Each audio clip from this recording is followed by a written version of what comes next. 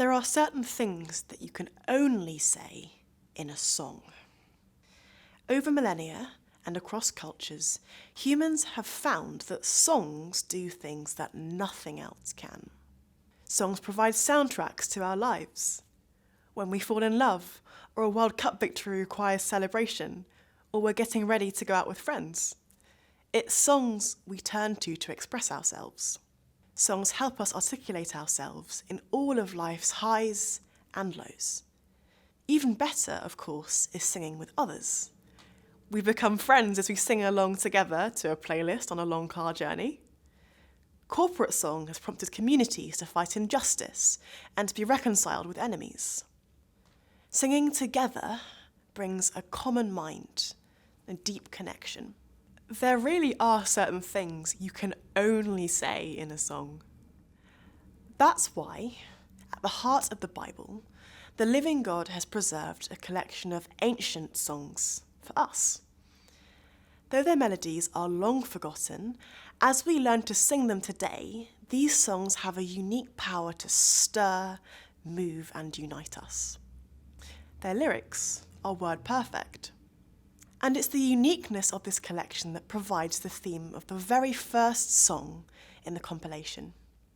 It says, in this song, and in the songs that follow, you'll find songs for all seasons.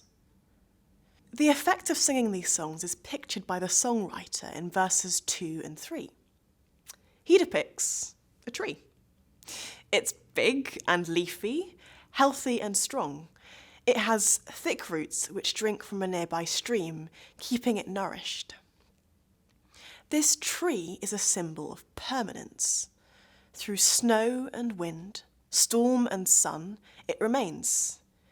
Year after year, it bears fruit in season. That's a picture of you, says the songwriter, if you'll sing these songs.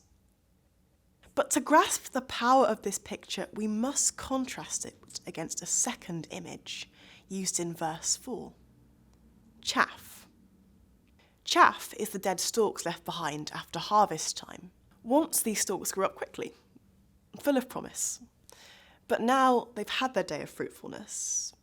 With the change of season and with harvest behind them, there's no life left.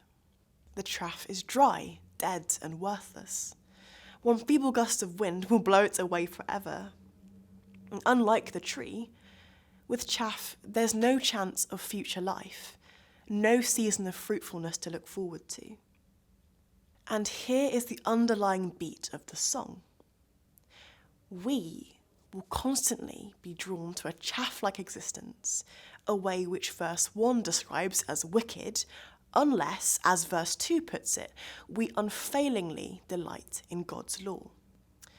In other words, unless love for God's law grips our hearts, each of us will try and make our own makeshift ways of finding life and being fruitful.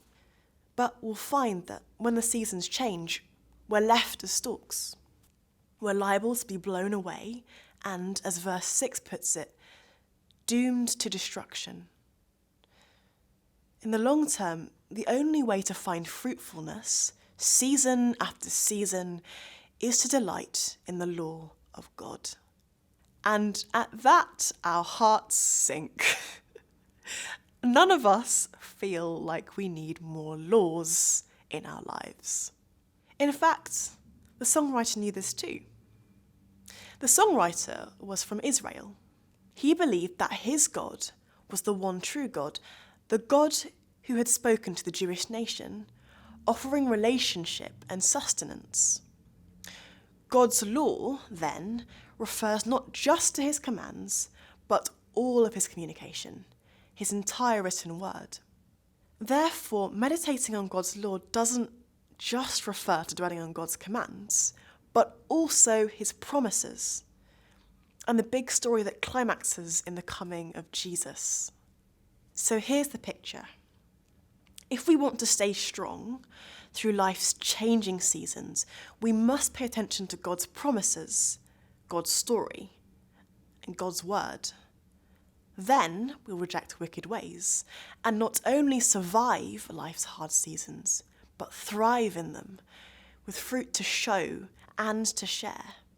Any other route, says the songwriter, is to go the way of chaff.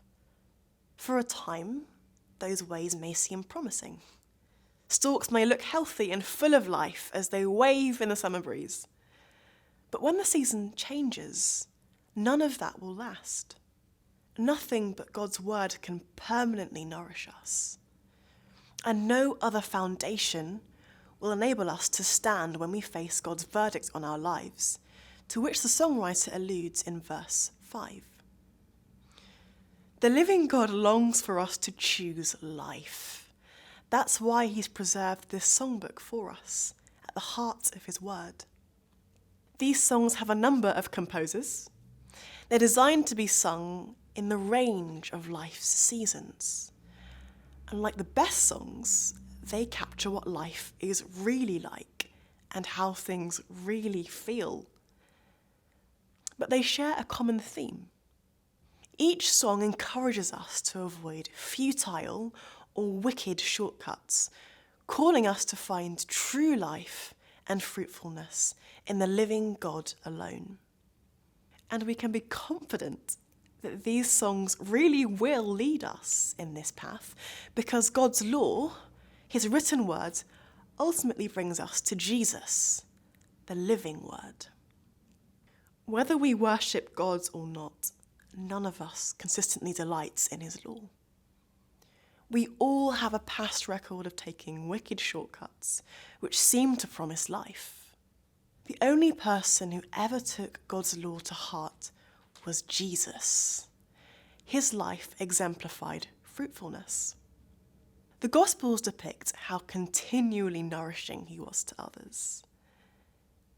And yet, in his love for us, Jesus became chaff. He bore the full penalty of our wickedness as the judgment fell on him. And then he offered his own record to us. That means, to his followers, Jesus is like a stream, offering us not only wisdom for living, but refreshment and renewal in our failure. As we'll see, Jesus' songbook is not only for our seasons of apparent success, but also for our seasons of hardship and mess. And that means that in Jesus' songbook, we have songs for all seasons.